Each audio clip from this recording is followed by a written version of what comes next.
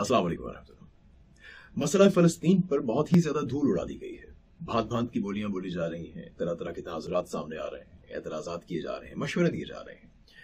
मसलन फ़लस्तीन को ये कहा जा रहा है कि जनाब आपको इसराइल के साथ को एग्जिस्ट करना सीख लेना चाहिए। आपको चाहिए कि उनके साथ मौजूदा हालात के साथ एक समझौता करके अमन सुकून से रहना शुरू करें। बल्कि कहने वाले ये भी कहते हैं कि आपको इसराइल से सीखना चाहिए कि तरक्की कैसे की जाती है। अपनी इकोनॉमी पर तवज्जो दीजिए, साइंस और टेक्नोलॉजी पर तवज्जो दीजिए, और जो आपके पास पीस ऑफ लैंड मौजूद है उसे तरक्की की जानिब लेकर जाइए, बजाय इसके कि अपने आप को और अपने बच्चों को, अपने आने वाली नस्लों को मुश्किल में डाले रखें। फिर कुछ हजरात का ये पूछना है कि जी आप हिजरत क्यों नहीं कर जाते? अगर आप इतनी मुश्किल में हैं, आपको यहाँ टॉर्चर किया जा रहा है, एट्रोसिटीज का सामना है, और आपके और आपके बच्चे और आपकी आने वाली नस्लें इस खतरे का मुसलसल शिकार हैं, तो माफ कीजिएगा, खुदा की जमीन वसी है, आप निकल खड़े होइए, किसी ऐसी जगह चले जाएं जहां पे अमन हो, सुकून हो, जहां पे आप और आपकी आने वाली नस्लें एक अच्छी सेहतमंदाना जिंदगी गुजार सकें। तो आप इस जगह को छोड़ क्यों नहीं देते? क्यों इस छोटे से पीस ऑफ लैंड से आप चिमटे हुए हैं, और क्यों आप इसको लेट गो नहीं कर रहे हैं? फिर कुछ हजरात इस बात पर इसरार करते हैं कि असल में फ़लस्तीन की स्ट्रैटेजी सही नहीं। अगर उनकी स्ट्रैटेजी होती तो इस वक्त तक वो एक बहुत अच्छी मजबूत रियासत के तौर पर सामने आ चुके होते, उनको रिकग्नाइज किया जा चुका होता और उनके ये तमाम मसाइल हल हो चुके होते। या फिर ये कि अगर हमास ना होती तो फ़लस्तीन का मसला हल हो चुका होता और वो एक सॉवरेन स्टेट के तौर पर फंक्शन कर रहे होते।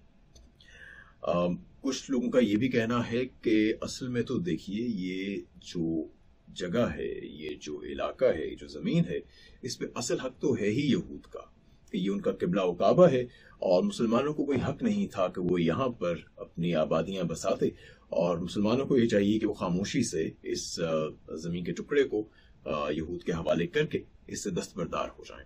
दूसरी तरफ वाले ये कहते हैं कि भाई जो कुछ फ़लस्तीन के साथ इसराइल कर चुका, अब तो फ़लस्तीनियों को पूरा हक हासिल है कि वो जिस तरह से चाहें उनका बदला लें, और उनको इंसानी हकूक याद कराने वाले लोग खुद जालिम हैं और वो नाइंसाफ़ी से काम ले रहे हैं।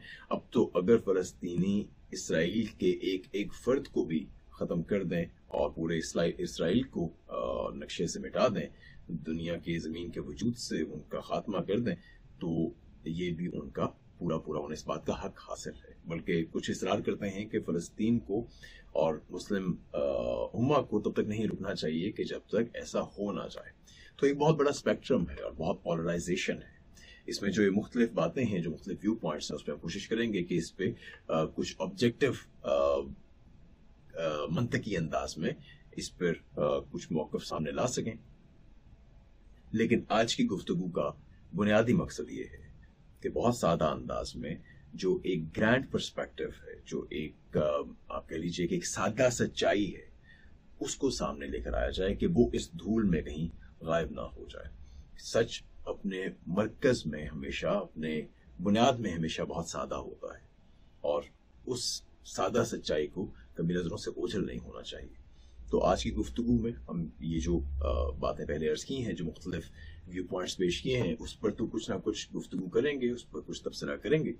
लेकिन आज कुछ समाजी हरकियात पे बात नहीं होगी, किसी फलसफे को बीच में नहीं लाया जाएगा, थेरीज में नहीं उलझा जाएगा, बल्कि कोशिश की जाएगी कि जितनी सादगी के साथ हम उस पर्सपेक्टिव को पेश कर सकें जो पर्सपेक्टिव हमेशा से मौजूद रहा है और जो हकीकत का आईनादार है, उतना ही बेहतर है। तो आगे बढ़ने से पहले मैं ये चाहूंगा कि आपके सामने पहले एक मिसाल रखी जाए, आपको एक मिसाल की सूरत में समझाया जाए कि मामला क्या है।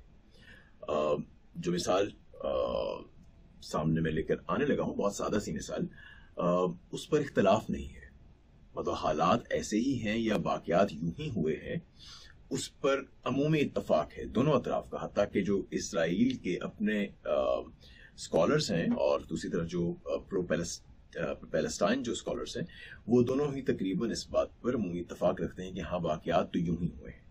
फिर ये जो बहस होती है, जो इख्तलाफ होता है, वो ज्यादा उसके जवाज और अदम जवाज पर होता है कि क्या एक साइड के लोगों को ये करने का हक हासिल था या नहीं था, अगर था तो क्यों था, नहीं था तो क्यों नहीं था।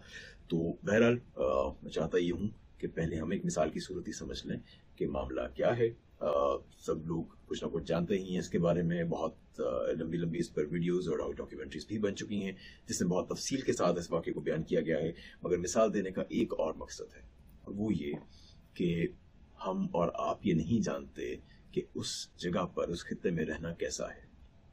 हम नहीं जानते कि मिसाल के तौर पर एक फ़लस्तीनी बच्चा किन एहसासात के साथ जवान होता है, वो नस्लें किन एहसासात और जज्बात के साथ बड़ी होती हैं और किन हालात का शिकार रहती हैं, उन्हें रोज़मर्रा में कौन सी मुश्किलात का सामना करना पड़ता है।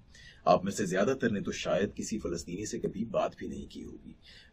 मेरा राब्ता बहुत सारों से रहा है, बहुत सारे ज्यूज से भी और बहुत सारे फ़लस्तीनियन मुस्लिम से भी। जब मुझे बाहर रहने का काफ़ी अर्सा मौका मिला तो उसमें बहुत सारे दोस्त अहबाब बने, लेकिन जिन लोगों का बिल्कुल उनसे राब्ता नहीं हुआ है तो उनके लिए ये बिल्कुल एक एलियन कॉन्सेप्ट है कि कैसा महसूस होता है इस रहते। तो मैं चाहता हूं कि उस मिसाल ही के जरिए से ही आपको कुछ थोड़ी सी इंडिकेशन तो मिल जाए, आप कुछ थोड़ा सा एहसास तो कर सकें कि वो कौन से हालात हैं जिनका सामना वहां के रहने वालों को करना पड़ता है। तो इसलिए मेरी भी ख्वाहिश होगी कि आप अपने आप को इसमें इमेजिन कर सकें, अपने आप को, अपने घर वालों को इमेजिन करके आगे चलें कि ये सब कुछ आपके साथ हो रहा है। फर्ज कीजिए कि आप एक घर में रहते हैं, आपका एक बड़ा कुंबा है, जॉइंट फैमिली सिस्टम है, बहुत सारे लोग आबाद हैं, आपके घर में बेशुमार बच्चे हैं, बहुत सारी खवातीन हैं, आप हैं और अहबाब हैं, आपके अजीज़ व अकारिब हैं, और आप अमन सुकून से एक जिंदगी गुजार रहे हैं। एक दिन आपके दरवाजे पर दस्तक होती है और कुछ अफराद बाहर खड़े आपको मिलते हैं। वो कहते हैं कि जी ये जो हमारे साथ लोग हैं ये बेघर हैं, इनको किसी ठिकाने की ज़रूरत है, तो आप इन्हें अपने पास कुछ जगह दे दीजिए। अपना यूं कीजिए कि आधा घर जो है वो आप इनको दे दें। आप कहते हैं कि जनाब हमारा तो यहाँ पर खुद भी एक मतलब कुंबा आबाद है, हम इस घर को इस्तेमाल कर रहे हैं, तो ऐसा तो मुमकिन नहीं है कि आपको आधा घर यूं दे दिया जाए। तो मगर ये एक कमरा खाली है, आप तशरीफ़ लाइए, आपने जब भी आना हो आप आइए हमारे पास, हमें अपनी मेहमान नवाजी का मौका दीजिए, और ये कमरा हमारे पास खाली है, इसके बारे में हम कुछ बातचीत कर लेते हैं, अभी आप यहाँ पर अपना ठिकाना बनाइए। अच्छा, वो लोग अंदर आते हैं और अपना माल असबाब उस कमरे में रखते हैं और उसके बाद असला निकाल लेते हैं। उसके बाद वो आपको, आपके घर वालों को सबको जमा करके बांध के आपके ही पिछले बैकयार्ड में डाल देते हैं। जो पिछला सहन है घर का, आपको वहां पर बांध कर फेंक दिया जाता है, आपको टॉर्चर किया जाता है, आप मज़ाहमत करते हैं तो आपको मारा पीटा जाता है, तशद्दुद किया जाता है, आपकी ख़वातीन को घसीटा जाता है, आपके बच्चों को आपके सामने मारा जाता है। और इसको ज़रा इमेजिन कीजिए, तो फर्ज कीजिए कि आपके सामने आपको बांध कर अपने किसी घर के फर्द को इमेजिन कीजिए कि उसे आपके सामने मारा जा रहा हो, उस पर तशद्दुद किया जा रहा हो, आपके दिल पे क्या बीतेगी, आपके जज्बात उस वक्त कैसे होंगे। तो बहरहाल ऐसा होता है, आपके सर पे हर वक्त एक शख्स बंदूक ताने खड़ा रहता है कि आप कोई हरकत ना करें। अगर आप उस सहन में, अपने बैकयार्ड में एक सिरे से दूसरे सिरे तक भी जाना चाहें तो आपसे पूछ कुछ होती है, आपको गालियां दी जाती हैं, आपको थप्पड़ मारे जाते हैं, आपसे पूछा जाता है कि क्या करने जा रहा है वहां पर। और अगर आप जवाब में मज़ाहमत करें तो वो दायरा जो आपको सहन का एक हिस्सा जो दिया गया है उसको मजीद तंग कर दिया जाता है, आपको मजीद एक छोटे हिस्से में मुक़य्यद कर दिया जाता है।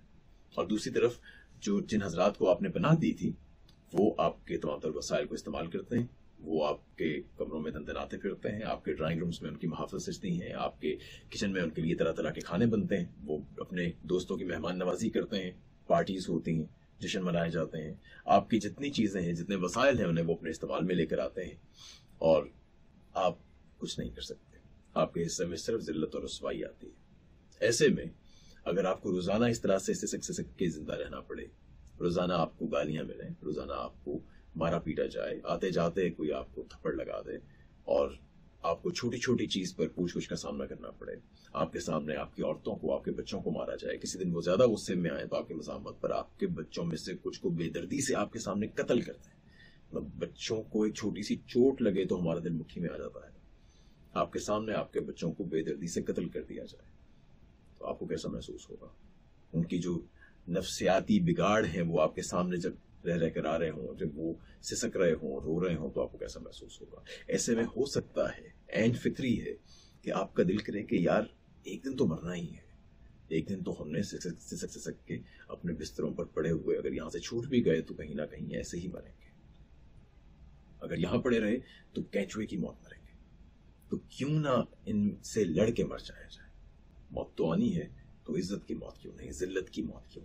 यूं मर मर के जिंदा रहने का क्या फायदा? अगर आपको ऐसा ख्याल आता है और इस ख्याल के तहत आप मज़ाहमत करते हैं और आप उनसे लड़ पड़ते हैं, तो ये ना सिर्फ फितरी है बल्कि मैं कहूँगा कि बहुत हद तक ये गैरत का तकाजा है। और अगर आपका पर्सपेक्टिव जिंदगी और मौत के बारे में दुरुस्त है तो ये ऐन मंतकी भी है।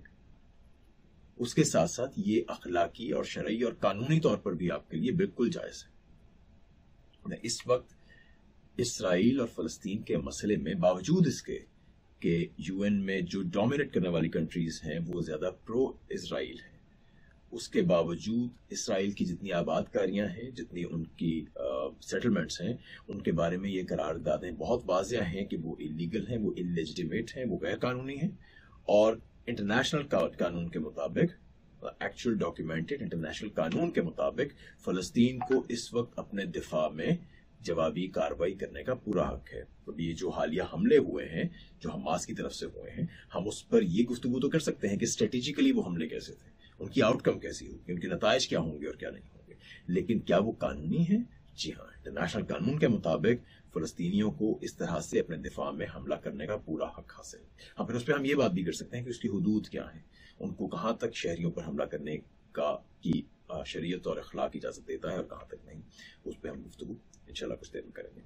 मगर वापस अपनी मिसाल पर आते हैं। फर्ज कीजिए कि आप उसी कैफियत में हैं, उसी तशद्दुद का आपको सामना है, उसी जिल्लत का आपको सामना है, उसी तरीके से आपको मारा पीटा जा रहा है, आपके मुंह से चीख निकलती है, आप थोड़ी सी मज़ाहमत करते हैं तो ऊपर से आपका एक मोहल्लेदार झांकता है दीवार से और कहता है कि क्या शोर मचा रखा है, तो तुम लोग सुकून से नहीं रह सकते हो, जरूरी है कि तुमने जवाब में बोलना है, तो अपना सुकून भी तबाह कर रहे हो, हमें भी मुश्किल में डाल रहे हो, अपने बच्चों को भी मुश्किल में डाल रहे हो। तुम देखते नहीं हो कि तुम चीखते हो तो दो थप्पड़ और मारते हैं, खामोश होकर बैठ, तो आपको कैसा लगेगा? अगर वो मोहल्लेदार जो आपकी किसी तरह की मदद करने नहीं आए, जो तमाशा देखते रहे, वो आपको आकर ये बता रहे हैं कि आपकी स्ट्रेटजी ठीक नहीं है, आपको जवाब में मज़ाहमत नहीं करनी चाहिए, आपको चुपचाप इस सूरत हाल में रहना सीख लेना चाहिए, आपका शायद दिल ये करेगा कि इनसे तो बाद में लड़ते हैं, पहले इस बेगैरत को गोली मार दो। एक और शख्स झांकता है, वो कहता है कि तुम जो जंग में और इस तरह के लड़ाई भड़ाई में मज़ाहमत में अपना वक्त ज़ाया कर रहे हो और अपने वसाइल ज़ाया कर रहे हो, तुम लोग अपनी खुशहाली की पे क्यों फोकस नहीं करते, उस पर तवज्जो क्यों नहीं देते? तुम लोग ये कोशिश क्यों नहीं करते कि तुम्हारे बच्चे पढ़े लिखें और साइंसदान बने और तुम अपना एक नया घर ले लो?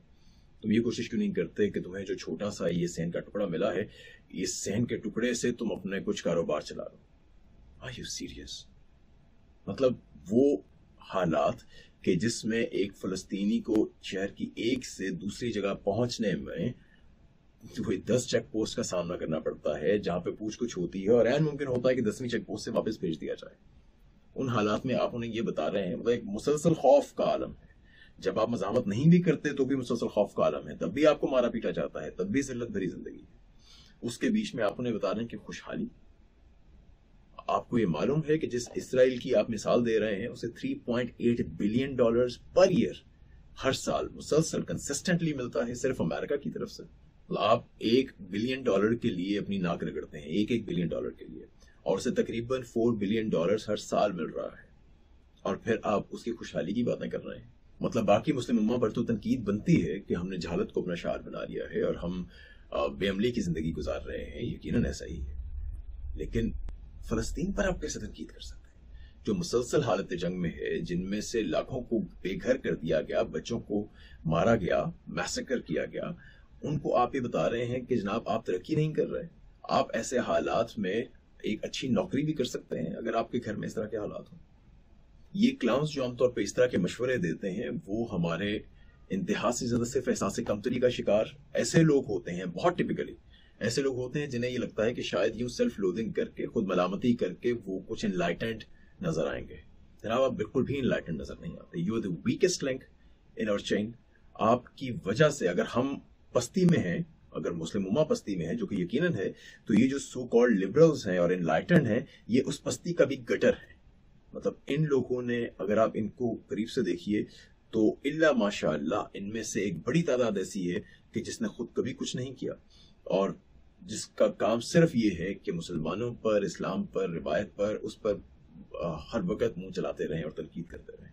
भाई आपने तो खुद को रिवायत से हटा लिया, आपने खुद को दीन से हटा लिया, आपका उससे कोई ताल्लुक नहीं। आप हर वक्त अपने बाकी जो कौम है और बाकी जो उम्मत है, आप उसको गालियां देते रहते हैं। तो आप बताइए कि आपने कौन सा कमाल किया है, कौन सा तीर मार दिया है आपने? कुछ भी नहीं होगा आपके पास, सिर्फ ले दे के एक एहसास कमतरी जो इसमें सिर्फ लोदिंग में और खुद मलामती के ताफुन ज़दा इनके मकालमों में झलकता रहता है।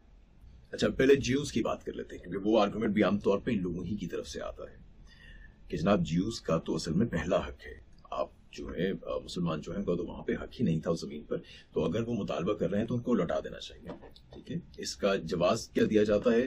टिपिकली दो जवाब दिए जाते हैं। एक जवाब ये दिया जाता है कि जनाब मुसलमानों की यहाँ आमद से बहुत पहले ज्यूज यहाँ पर आबाद थे और ये उनका आबाई मकान है, और दूसरा ये कि ये उनका किबला व काबा है और आपको इसलिए भी दीनी बुनियादों पर भी इस पर उनका पहले हक बनता है।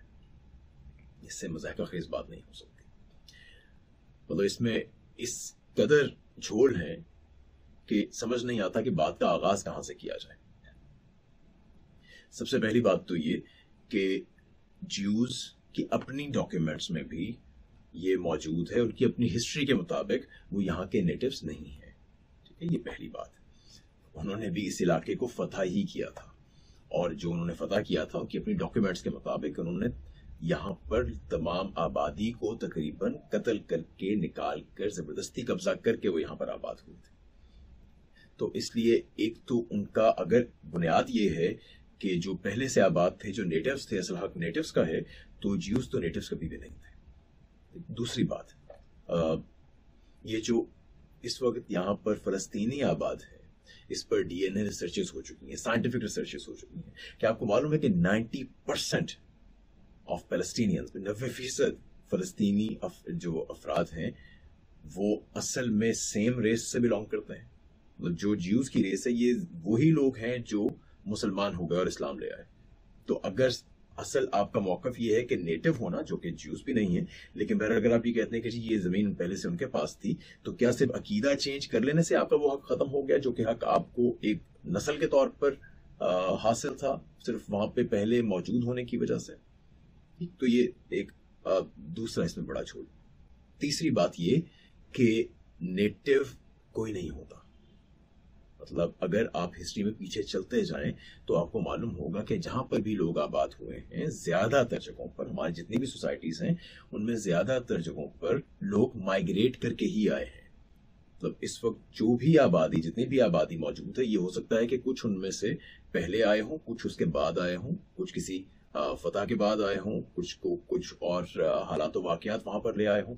तो ये तो मुमकिन है कि आप उसमें एक टाइमलाइन ड्रॉ करने की कोशिश करें कि कौन सी कौम कब आकर आबाद हुई, लेकिन तकरीबन तमाम तर दुनिया में जितने ममालिक हैं उनमें तकरीबन तमाम आबादियां ऐसी हैं कि जो वहां की नेटिव नहीं है, जो कभी ना कभी वहां पर माइग्रेट करके ही आए हैं, और ज्यादातर इस माइग्रेशन में उन्होंने भी किसी दूसरे कबीले के साथ, किसी दूसरी कौम के साथ जंग की है, मज़ाहमत हुई है, कुछ ना कुछ ऐसा हुआ है। और इससे भी आगे बढ़ के क्या आपको मालूम है कि हमारे जो डीएनएज हैं वो ये बताते हैं कि बेसिकली नेटिव्स अब एग्जिस्ट ही नहीं करते। इस वक्त जितनी रेसेस हैं वो सारी मिक्स्ड रेसेस हैं, प्योर रेसेस एग्जिस्ट नहीं करते। तो यहाँ पर भी, हिंदुस्तान में भी, पाकिस्तान में भी बिल्कुल ऐसे ही है, बड़े सगीर में भी बिल्कुल ऐसे ही। मिसाल के तौर पर चलिए, ज्यादा पीछे ना जाइए, अगर आप मसलन राजपूत कौम का डीएनए एनालिसिस करवाएं या जट कौम का डीएनए एनालिसिस करवाएं, तो आपको मालूम होगा कि उसमें बहुत सी दूसरी अकवाम के जिनके बारे में ये दावा है कि ये कुछ अरब ममालिक से आए हैं, कोई कहीं से आया है, उन सब के डीएनए के भी उसमें ट्रेसेस शामिल हैं। तो इस वक्त जितनी रेसेस हैं ये सारी वैसे ही मिक्स्ड रेसेस हैं। तो साइंटिफिक बेसिस पे भी ये दावा ही गलत है, मतलब ये प्रेमिस ही गलत है कि नेटिव्स मौजूद हैं। मतलब ये बात कि नेटिव्स का हक होता है कि नहीं होता, ये तो बात की बात है, और वो बात की बात ही जो है वो कुछ मज़ाक़-ए-ख़ेज़ है। आपको कैसा लगेगा कि अगर आपके घर के दरवाजे पर कोई दस्तक दे और आपसे कहे कि जनाब यहाँ पर 150 साल पहले मेरे फलां एक जो परदादा थे, उन्होंने यहाँ पर एक कुटिया बना रखी थी जिस प्लॉट पे आपका घर है, इसलिए अब ये घर मेरा है। آپ کیا اس بات کو مانیں گے کہ آپ اس دعوے کو سن کے باہر نکل جائیں گے؟ اگر ایسا ہی ہے تو سب سے پہلا جو حق بنتا ہے وہ تو بنتا ہے نیٹو امریکنز کا، کہ وہ پورے یو ایس کو خالی کروا رہے ہیں ان وائٹس سے، جنہوں نے وہاں پر نہ صرف قبضہ کیا ہے بلکہ انسانی تاریخ کی سب سے طویل جو سسٹینڈ جینوسائیڈ ہے اس کے بعد وہاں کے نیٹوز کو مار کر وہاں قبضہ کیا ہے۔ تو اگر اس دعوے میں سچائی ہے تو سب سے پہلے تو امریکنز کو اپنے گھر خالی کر دینے چاہیے۔ پھر اگلی بات پر آ جاتے ہیں کہ جی آپ مائگریٹ کیوں نہیں کر جاتے؟ ٹھیک ہے آپ مظلوم ہے، ٹھیک ہے آپ پر ظلم ہوا، اسرائیل نے یہ کیا وہ کیا جو بھی کیا، لیکن بہرحال خدا کی زمین وسیع ہے، یہاں سے نکلیے اور چلے جائیے۔ آپ کو معلوم ہے کہ 55 لاکھ کے قریب فلسطینی ہیں، ان کی مائگریشن کی ذمہ داری آپ اٹھائیں گے؟ کیا مسلم ممالک راضی ہیں اس بات پر کہ وہ ان سب کو، ان لاکھوں لوگوں کو، ان ملینز کو اپنے پاس آباد کر لیں؟ کیا آپ راضی ہیں، مطلب ایز این انڈیویجول، کہ آپ راضی ہیں کہ آپ اپنے گھر کا آدھا حصہ ان کو دے سکیں، اپنے جو آپ کی پراپرٹیز ہیں، جو بھی آپ کے ایسٹس ہیں، وہ آپ ان کے ساتھ شیئر کر سکیں؟ اتنے آپ انصار مدینہ۔ کیا دنیا میں ہجرت ویسے ہی ہوتی ہے جیسے پہلے ہوا کرتی تھی کہ آپ نے اپنا سامان اٹھایا اور آپ موو کر گئے کراس بارڈر؟ کیا دنیا کی کنٹریز راضی ہیں اس بات پر کہ وہ تمام فلسطینیوں کو اپنے پاس آباد کریں گی اور ان کو وسائل دیں گی کہ وہ آسانی سے ایک اچھی زندگی گزار سکیں؟ مطلب یہ الگ بحث ہے کہ اگر ایسا ہو بھی جائے، اگر انہیں اس بات کا موقع حاصل بھی ہو کہ وہ سب ہجرت کر سکیں، تو بھی کیا انہیں کرنی چاہیے یا نہیں کرنی چاہیے ایک الگ موضوع ہے، اس پہ بھی ہم بات نہیں کریں گے، اس پہ گفتگو نہیں کرتے۔ لیکن کیا ایسا ممکن بھی ہے جس طرح کی باتیں آپ کر رہے ہیں؟ 55 لاکھ میں سے کتنے لوگ ہجرت کر جائیں گے؟ 50,000، 1 لاکھ، 1.5 لاکھ، 2 لاکھ، کتنے لوگ ہجرت کر سکتے ہیں؟ اگر آپ کو دوبارہ سے اسی مثال کو اپنے ذہن میں لائیے کہ اگر آپ کا ایک کنبہ ہے، ایک فیملی ہے، اور اس فیملی میں آپ کے بچوں پر تشدد ہو رہا ہے، عورتوں پر ہو رہا ہے، اور آپ کو اس طرح سے بیک یارڈ میں ڈالا گیا ہوا ہے، اور آپ چپکے سے ایک دن ایک صبح اٹھتے ہیں اور مائگریٹ کر جاتے ہیں، باقی سب کو پیچھے چھوڑ کر دیوار پھاندتے ہیں اور بھاگ جاتے ہیں، تو آپ کو کیا کہا جائے گا؟ ٹھیک ہے سب لوگوں میں غیرت نہیں ہوتی، لیکن بے غیرتی کو گلوریفائی نہیں کیا کرتے۔ یقیناً آپ اس کے احساسات اور جذبات سمجھنے سے مکمل طور پر محروم ہیں، تو اپنی محرومی اور اپنی معذوری کو گلوریفائی نہ کریں، اس کو آپ کوئی اچھی چیز نہ بنائیے۔ اور یہی تبصرہ میرا، بلکہ زیادہ شدت کے ساتھ یہی تبصرہ میرا ان لوگوں کے بارے میں ہے جو یہ کہتے ہیں کہ انہیں کو ایگزسٹ کرنا سیکھ لینا چاہیے اور بس خاموشی سے ایک ذلت کی زندگی گزارتے رہنا چاہیے۔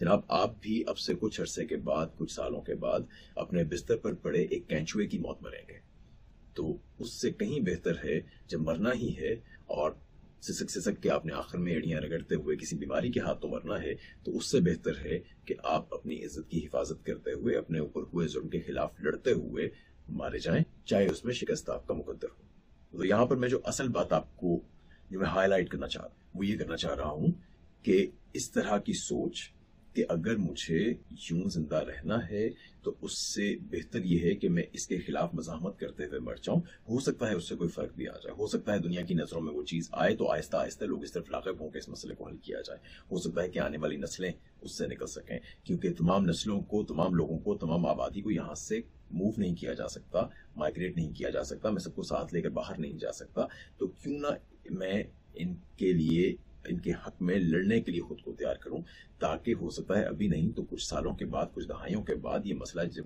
یوں ہی کچھ نہ کچھ چنگاریاں چھوڑتا رہے تو بالآخر اس کو حل کرنا ضرورت بن جائے دنیا کی، کیونکہ اس کے بغیر تو یہ ذلت کی زندگی صرف ذلت کی نہیں ہے بلکہ تشدد کی اور درد بھری زندگی ہے۔ آپ لوگوں کو بالکل اندازہ نہیں ہے کہ اس وقت فلسطینی وہاں پر جب مزاحمت نہیں بھی کر رہے ہوتے تو کن حالات سے گزر رہے ہوتے ہیں۔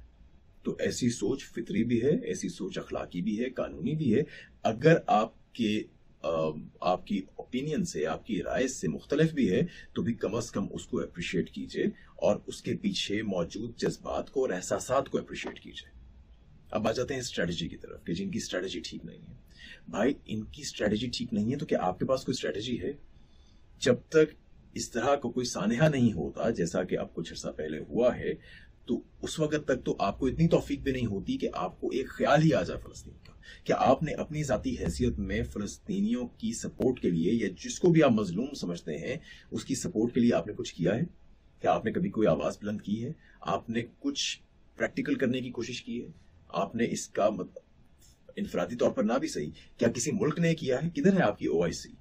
کہاں پر ہے آپ کے یہ جو اسلامک ملٹری والے تھے جس کا راحیل شریف صاحب کو بنایا گیا تھا؟ آپ کی مسلم ریاستیں کہاں پر ہیں؟ ہندوستان کے مسلمانوں کو کی تو اتنی بھی مجال نہیں ہے کہ اپنی گورنمنٹ کی کسی پالیسی کے خلاف بیان کھل کر دے سکیں کہ کہیں انہیں غداری کا سرٹیفکیٹ نہ مل جائے. پاکستانی ریاست کو تو خود اپنے آپ کو ہی فتح کرنے سے فرصت نہیں. تو کون ہے اگر آپ ان کو یہ بتا رہے ہیں, مطلب جو لوگ اس سے دن رات گزر رہے ہیں, you have the audacity to tell them that they are leading wrong strategy, اور in the meanwhile آپ کیا کر رہے ہیں, آپ اپنے ایش میں پڑے ہوئے ہیں. آپ نے ان کے لیے کچھ کیا ہے آج تک؟ آپ نے کوئی اسٹریٹجی وضع کی ہے؟ آپ کے دوسرے جو مسلم ممالک ہیں ان کے پاس کوئی اسٹریٹجی ہے؟ اگر کچھ نہیں ہے تو پھر اپنا یہ تعفن زدہ منہ چلانے سے بھی باز آئیے, اور آپ جس کام میں اپنے مگن ہیں اس میں مگن رہیے. پھر فلسطینیوں کو جس طرح سے ان کی سمجھ کے مطابق وہ اپنی صورتحال سے نبٹ سکتے ہیں یا نبٹنے کی کوشش کر رہے ہیں, انہیں نبٹنے دیجیے. کم از کم وہ کچھ تو کر رہے ہیں, آپ کی طرح بے غیرتی کی نیند تو نہیں سو رہے. پھر حماس کی بات آ جاتی ہے کہ اگر حماس نہ ہوتا تو پھر یہ مسائل نہ ہوتے. بھائی ویسٹ بینک پہ تو حماس نہیں ہے, وہاں کے حالات کچھ مختلف ہیں. کیا آپ کو علم نہیں ہے کہ وہاں پہ کس طرح کی ایٹراسٹیز ہوتی ہیں آئے دن؟ کیا آپ کو سیٹلمنٹس وغیرہ کے بارے میں کچھ اندازہ نہیں ہے؟ اگر نہیں ہے تو کچھ مطالعہ کیجیے. یہ وہ حقائق ہیں کہ جن کا انکار کوئی بھی نہیں کرتا. جب فلسطین میں یہود کی آباد کاری کی گئی تھی, اور اس وقت کی گئی تھی جب برٹن کا یہ کام تھا کہ ایک امانت کے طور پر اس ٹیریٹری کو اپنے پاس رکھتا, اس وقت 5 گنا بڑھ گئی تھی یہود کی آبادی وہاں پر. تو مجھے مسئلہ یہود سے نہیں ہے, مجھے مسئلہ اس زائنسٹ مائنڈ سیٹ سے ہے کہ جو اس خطے پہ اپنا یوں حق سمجھتا ہے کہ باقی سب کی کو اگر جینوسائیڈ بھی کرنا پڑے تو بھی اس میں کوئی مذاق نہیں سمجھتا. آپ نے شاید نیتنیاہو کی اسپیچ نہیں سنی جو بھی اس نے ریسنٹلی دی ہے. وہ کسی 1 کنٹری سولوشن یا 2 کنٹری سولوشن کے بیچ میں اپنی رائے نہیں رکھتا. اس نے بہت واضح 2 ٹوک الفاظ میں یہ کہا ہے کہ وہ نو کنٹری سولوشن پہ بلیو رکھتا ہے, کہ جو فلسطینی ہیں ان کے لیے کوئی ملک بھی نہیں ہونا چاہیے, اور انہیں ایک سبجوگیشن ہی میں 2nd گریڈ سٹیزن کے طور پر ہی اسرائیل کے انڈر ہی زندگی گزارنی ہوگی اگر وہ گزارنا چاہتے ہیں, ورنہ ان کو یہاں سے چلے جانا ہوگا. تو یہ بہت واضح بیان ہے. یہ بیانات آپ کو جو وہ ہیبریو میں اپنے لوگوں سے بات کرتا ہے, جس میں وہ کچھ ہی tends to spell the Benz, جس میں وہ زیادہ ڈپلومیٹک نہیں ہوتا, وہاں پر یہ آپ کو باتیں ساری نظر آ جائیں گی کہ وہ کسی سولوشن کی تلاش میں ہیں ہی نہیں. ان کے لیے واحد سولوشن یہ ہے کہ فلسطینی یا تو ان کی غلامی کی زندگی بسر کریں یا وہاں سے چلے جائیں. تو ایسے میں ان پر تشدد ہو رہا ہے, بائی ڈیزائن ہو رہا ہے, انجینئر کیا جا رہا ہے کہ کس طریقے سے انہیں کارنر کرنا ہے. روزانہ ان پر حملے ہو رہے ہیں, بچوں کو میسیکر کیا گیا ہے. صرف حماس کے اس حملے کے بعد نہیں, اس سے پہلے بھی کیا جاتا رہا ہے. اس کے بعد تو بھی 2-3 دن پہلے آپ کو معلوم ہے تقریباً 2000 لوگ ایک دن میں جاں بحق ہوئے ہیں. ان میں 1000 سے زیادہ خواتین اور بچے تھے. اور اس سارے میں جتنا ویسٹرن میڈیا ہے وہ سارا پروپیگنڈا بھی فلسطین کے اگینسٹ کر رہا ہے. وہ کہہ رہا ہے کہ جناب اسرائیل کو اپنے دفاع کا حق حاصل. کون سا دفاع؟ مطلب آپ کے گھر میں ڈاکو گھس آئیں, آپ ان ڈاکوؤں کے خلاف مزاحمت کریں تو وہ کہیں, آپ کو گولی مار کے کہیں کہ گولی ہم نے اپنے دفاع میں ماری ہے. That is ridiculous, preposterous. مطلب اس سے زیادہ عجیب و غریب بات ہو نہیں سکتی. بھائی آپ لوگ اندر آئے ہیں, آپ گھس بیٹھیے ہیں, آپ نے ٹرانسگریس کیا ہے, اس کو آکوپائی کریں. یو آر دی آکوپائرز, اور آپ ہی کہہ رہے ہیں کہ آپ کو دفاع کا حق حاصل ہے. اور اس سارے میں UN کہاں ہے, UN فورسز کہاں ہے؟ تو جب آپ کسی کو یوں کارنر کر دیں گے اور جس کی آپ کو پرواہ نہیں ہوگی کہ وہ کس طرح کے حالات سے گزر رہا ہے, تو پھر جب وہ کوئی بھی ریئیکشن دے تب بھی آپ کو پرواہ نہیں ہونی چاہیے. پھر آپ کم از کم اپنا منہ بند رکھیے, پھر آپ ان کو اسٹریٹجی نہ پڑھائیے. فلسطینیوں کی جو بھی اسٹریٹجی ہو وہ آپ کی بے عملی سے بہتر ہے. ہاں, اس میں یہ بات ضرور کی جا سکتی ہے کہ انہیں جوابی کارروائی میں فلسطینیوں کو اپنے دفاع میں جب حملہ کرنا ہے اسرائیل پر, تو ان کے لیے اخلاقی دائرہ کیا ہے. بعض حضرات یہ کہتے ہیں کہ یہ والی بات بھی جو ہے یہ بے محل ہے اور اس پر بات نہیں ہونی چاہیے. نہیں, ایسا نہیں. اصل موقع اور محل ہی یہ ہوتا ہے جس وقت آپ جذبات سے بھرے ہوں, آپ مظلوم ہوں اور آپ ریئیکٹ کریں, تو اصل وقت وہی ہوتا ہے اپنے جذبات کو یوں سنبھالنے کا کہ آپ کہیں عدل سے آگے نہ چلے جائیں, آپ کہیں عدل سے ہٹ نہ جائیں. جیسے خدا نے بھی کہا ہے کہ آپ کو کسی کی دشمنی عدل سے ہٹانا دے. تو یہی وقت ہے جس وقت قرآن بھی آپ کو نصیحت کرتا ہے کہ دیکھو اپنی دشمنی میں, اپنے جذبات میں, اپنے احساسات میں ایسا نہ ہو کہ تم بیلنس کھو دو, تم توازن کھو دو. تو بات اگین آخر میں وہی ہے کہ یہ زندگی اصل میں صرف نام ہے ایک آزمائش کا. اس میں آپ کی سب سے بڑی آزمائش یہ ہے کہ طاغوت سے ہر طرح سے گھرے ہوئے بھی آپ نے اپنے کردار کو, اپنے اخلاق کو زندہ رکھنا ہے. کیونکہ اصل فتح یہاں پر کسی لینڈ کی فتح نہیں ہے, اصل فتح یہاں پر کسی فوج کی پسپائی میں نہیں ہے, آپ کی کسی فوج کو ہرانے میں نہیں ہے. اصل فتح یہاں پر یہ ہے کہ آپ نے اپنے کردار کو زندہ رکھا ہے. کہ آپ نے خدا کے احکامات کو پس پشت نہیں ڈال دیا جب آپ کسی اس طرح کی بڑی آزمائش میں گھرے ہوں. اس لیے اس کو ہر وقت سامنے رہنا چاہیے. تو اگر فلسطین، اگر حماس، کوئی بھی تنظیم اگر جوابی کارروائی میں مثال کے طور پر وہ اسرائیل کے بچوں کے مرنے کو کولیٹرل ڈیمیج کہنے پر آ جاتی ہے، جو کہ گھناؤنا لفظ ہے، غیر انسانی لفظ ہے، وہ اگر یہ کہنے پر آ جاتی ہے اور بلا امتیاز حملے کرنے لگ جاتی ہے، تو پھر میرا ان سے کوئی لینا دینا نہیں ہے. تو پھر مجھے ان کی پرواہ نہیں ہوگی. پھر یہ ضرور ہوگا کہ ہاں اصولی طور پہ میں یہ بتا سکوں گا کہ اس میں زیادتی کس طرف سے پہلے ہوئی ہے، لیکن بہرحال پھر اس کے بعد وہ اپنا وہ توازن کھو بیٹھے جس توازن کو انہوں نے سامنے رکھنا تھا. یہاں تک تو آرگو کیا جا سکتا ہے کہ جو لوگ آباد کاری کا سیٹلمنٹس کا حصہ ہیں، جو اسرائیلی جو فوجی نہیں بھی ہیں، جو کمبیٹنٹس ڈائریکٹلی آرمڈ نہیں بھی ہیں، لیکن جنہوں نے آ کے جانتے بوجھتے فلسطینیوں کے گھروں پر قبضہ کیا ہے یا جو اس میں شامل رہے ہیں، وہ بھی اسی طرح سے مقاتلین میں شمار ہوں گے. اس بات پر تو شاید آرگومنٹ بنتا ہے، لیکن ان کے بچے بھی ہیں. تو آپ اس لیے سب کو بالکل ایک ہی اس پر نہیں دیکھ سکتے. آپ کو بھی اپنے اندر اس توازن کو قائم رکھنا ہے جس توازن کا تقاضا اسلام ہم سے کرتا ہے. اصل فتح بھی یہی ہے، اصل آزمائش بھی یہی ہے، اور یہ زندگی تو پھر بہت چھوٹی سی ہے. اصل نتائج بھی آپ کو اس کے بعد ہی ملیں گے. تو طبیعت کی کچھ ناسازی کی وجہ سے بہت انکوہیرنٹ سی بات چیت رہی، اس کے لیے بہت معذرت. آج کے لیے اتنا ہی. السلام علیکم.